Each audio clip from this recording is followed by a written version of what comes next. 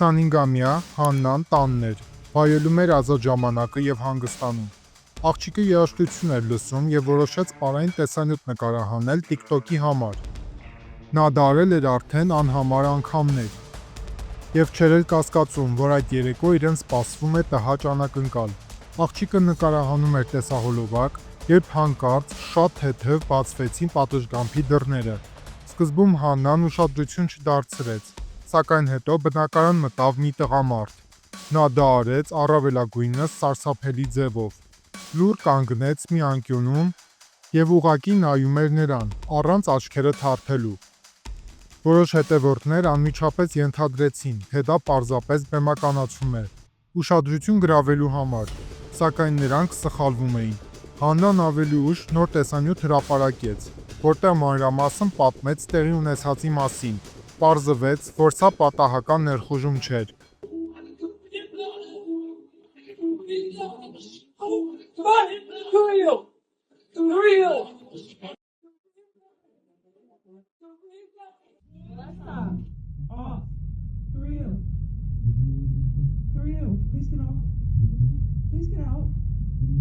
No, please get out. Yes. Who are you? Please get out of my apartment right now. Please get out of my apartment right now. Get out. Get out. Hello?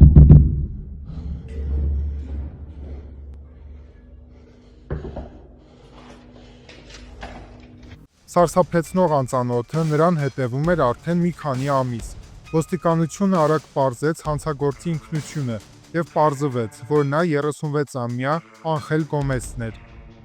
ով ապրում էր Հաննայի տան մոտ։ Հետագա քննությունը բացահայտեց ավելի սարսափելի փաստեր։ Դա առաջին դեպքը չէր, երբ նրան տեսել էին աղջկա տան մոտ։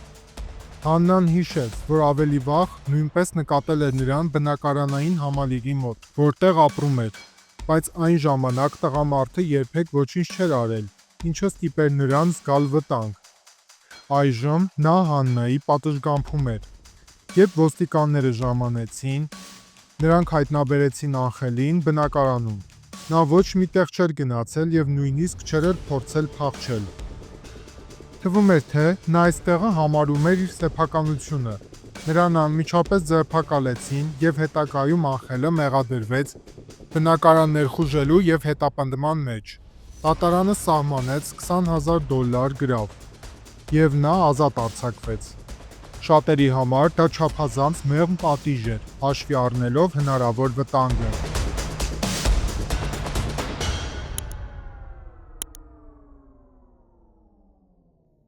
Հաջորդ պատմությունը տեղի ունեցավ Ավա Մեդրիի հետ։ Նա բոլորովին էլ չէր ձգտում դառնալ հայտնի, առնվազն սկզբում։ Ավան, ինչպես միլիոնավոր դեռահասներ, երբեմն հրապարակում էր կարճ տեսանյութեր։ Դրանք թեթև պարեր էին և այլ թրենդեր, սակայն նրան պատահական բախտ վիճակվեց, և TikTok-ի ալգորիթմը սկսեց ակտիվորեն առաջ տանել նրա տեսանյութերը։ Աղջիկը տեսնելով դա ոգեշնչվեց և շարունակեց հրապարակել նոր և նոր հոլովակներ։ Այսպես 14 տարեկանում նա հավաքեց ավելի քան 1 միլիոն հետևող։ Դա բավականին մեծ թիվ է, և դեռահասների մեծ մասը այդքան ուշադրության երբեք չի արժանանում այդքան փոքր տարիքից։ Ավան և նրա ընտանիքը տեսնում են TikTok-ում մեծ հնարավորություններ ոչ միայն ստեղծելու ֆան բազա, այլև գումար վաստակելու համար։ Աճող լսարանը հաջողությամբ մոնետիզացվում էր, ինչպես գովազդային պայմանագրերով, այնպես էլ վճարովի փոխազդեցություններով, վճարովի բաժանորդագրություններ և այլն։ Եվ հենց այս հաջողության ֆոնին հայտնվեց մութ վտանգը։ Հազարավոր մեկնաբանությունների ու նամակների մեջ կային որոշ առանձնահատուկներ։ Դրանք գրում էին ոչ սովորական հետևորդները։ Պարզ էր, որ կային մարդիկ, ովքեր իսկապես տարված էին Ավայով։ Եվ նրանցից մեկը վերջիվերջո ամբողջությամբ փոխեց երիտասարդ բլոգերի կյանքը։ Էրիկ Ռոհան, 18-ամյա տղա, Մերիլենդից։ Նրա հետաքրքրությունը Ավայի հանդեպ, մեղմ ասած, առողջ չէր։ Էրիկը հետևում էր TikTok-ի միջոցով նրա յուրաքանչյուր քայլը, նորից ու նորից նայում էր նրա տեսանյութերը, Նա ոչ միայն մեկնաբանություններ էր թողնում, ինչպես մյուսները, նա հարյուրավոր հաղորդագրություններ էր ուղարկում, փորձելով գրավել նրա ուշադրությունը, բայց չստանալով ցանկալի պատասխան, նա փորձեց այլ միջոց։ Նա սկսեց աղջկան գումարներ ուղարկել։ Էրիկը Ավային փոխանցում էր հարյուրավոր դոլարներ, այն հույսով, որ նա կարձագանքի։ Մի պահ նա ցանկացավ գնել Ավայի լուսանկարները։ Նա առաջարկել էր վճարել անձնական նկարների համար։ Աղջիկը խորհրդակցեց ծնողների հետ և ստացավ նրանց համաձայնությունը։ Արդյունքում նա Էրիկին ուղարկեց մի քանի լուսանկար $300 դիմաց։ Աղջիկը նկարներում պարզապես ժպտում էր և ուղարկում տղային։ Սակայն լուսանկարները ստանալուց հետո Էրիկը համոզված էր, որ սա ընդամենը առաջին քայլն էր իրենց մերձեցման ճանապարհին, որը նա արդեն պատկերացրել էր իր գլխում։ Նա սկսեց պահանջել ավելի բաց լուսանկարներ։ Այդ պահին Ավան վերջապես արգելափակեց նրան։ Նա կարծում էր, որ ամեն ինչ վերջացել է, բայց սխալվում էր։ Փոխարենը Էրիկը սկսեց ավելի ուժեղ կորցնել իրականության զգացումը։ Նա մանրակրկիտ ուսումնասիրեց աղջկա սոցիալական էջերը, փնտրելով որևէ հուշում։ Վերջապես կարողացավ պարզել, թե որտեղ է ապրում Ավան։ Այս տեղեկությունը նրան պետք էր իր վտանգավոր ծրագրի իրականացման համար։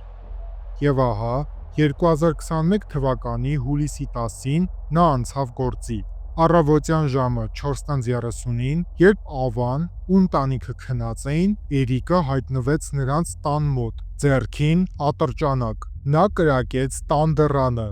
Կրակոցից արթնացան Ավան ու նրա ընտանիքը։ Դա այլևս պարզապես օնլայն մոլուցք չէր։ Նա իրականում զենքով եկել էր աղջկա տուն, բայց երիտասարդ երկրպագուն հավանաբար ինքն էլ չէր պատրաստվել այն ամենին, ինչ պետք է լիներ հաջորդ պահին։ Ավայի հայրը, լինելով նախկին ոստիկան, վերցրեց իր զենքը և վազեց դեպի դուռը։ Նա դրսում տեսավ Էրիկին, դեռևս զենքը ձեռքին, ով փորձում էր ներս մտնել։ Հասկանալով, որ ընտանիքը վտանգի մեջ է, հայրը անհապաղ արձագանքեց։ Նա կրակեց իր զենքից և վիրավորեց Էրիկին։ Էրիկը ընկավ գետնին։ Վտանգը չեզոքացվեց։ Ոստիկանները, որոնք շուտով ժամանեցին, գտան արդեն Էրիկի անշունչ մարմինը։ Նրա կողքին ընկած էր ատրճանակը։ Ավայի և նրա ընտանիքի համար տեղի ունեցածը կարծես անիրական էր։ TikTok-յան ֆանատը գտել էր իրենց տունը, անցել հարյուրավոր կիլոմետրեր, բերել զենք ու փորձել ներխուժել։ Անհասկանալի էր, թե ինչ էր իր հիվանդ մտքում ծրագրել Էրիկը։ Եվ ինչի կարող էր հասնել, եթե հայրը չմիջամտեր։ Քննիչները ուսումնասիրեցին Էրիկի հեռախոսը և նրա օնլայն ակտիվությունը։ Այնինչ նրանք գտան, չափազանց մտահոգիչ էր։ Պարզվեց, նա ամիսներով ծրագրել էր իր գործողությունը։ Նրա հեռախոսի ամբողջ պարունակությունը նվիրված էր Ավային։ Հաղորդագրությունները, նշումները, որոնումների պատմությունները։ Նրա մոլագար սերը վերածվել էր ատելության։ Ամենավատն այն էր, որ նա միայնակ չէր գործում։ Դետեկտիվները պարզեցին, որ Էրիկը շփվել էր այլ մարդկանց հետ համացանցում, քննարկելով Ավային։ Նա դրդում էր նրանց հետապնդել աղջկան։ Որոշ հաղորդագրություններում նույնիսկ ակնարկում էր, որ պատրաստ է վճարել Ավայի ընտանիքի վրա հարձակման համար։ Եվ ամենասարսափելին, այդ մարդկանցից մեկը սովորում էր հենց այն նույն դպրոցում, որտեղ Ավան։ Ինչ վերաբերում է Ավայի հորը, ապա այստեղ ամեն ինչ արդար էր։ Ոստիկանությունը նրա կրակոցը ճանաչեց որպես ինքնապաշտպանություն, և նրա դեմ ոչ մի մեղադրանք չառաջադրվեց։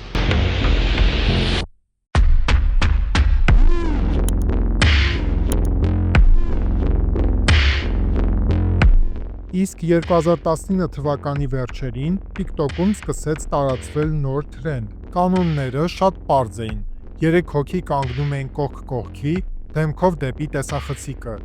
Երկուսը, որոնք կանգնած էին եզրերին, նախապես պայմանավորվում էին։ Նրանք խնդրում են երրորդին կանգնել մեջտեղում և ցատկել որքան հնարավոր է բարձր, բայց հենց որ նա ցատկում էր, նրանք հարվածում էին նրա ոտքերին։ Արդյունքում երրորդ մարդը անպայման ընկնում էր գետնին։ Սկզբում շատերին դա զվարճալի էր թվում։ Տեսանյութերում մարդիկ ծիծաղում էին։ Անհարմար ընկնում էին եւ հետո վեր կենում։ Կարծես ոչինչ չէր եղել, բայց որքան թրենդը ավելի տարածվեց, այնքան ավելի շատ դեպքեր եղան, երբ մարդիկ այլևս չեն կարողանում վեր կենալ։ Ոմանք ընկնում էին դեմքով ներքև, մյուսները գլխի հետևի մասով հարվածում էին գետնին։ Մի քանի շաբաթ անց հիվանդանոցներում սկսեցին հաճախակի դառնալ լուրջ վնասվածքներով մարդկանց դիմումները։ Այդ չելենջը արագ ստացավ սարսափեցնող անվանում՝ «Կոտրիր գանգը», եւ հենց անունը հուշում է վտանգի մասին։ Առաջին նմանատիպ տեսանյութերը նկարահանվել էին Վենեսուելայում, եւ այնտեղից էլ սկսվեց արագ տարածվել աշխարհով մեկ։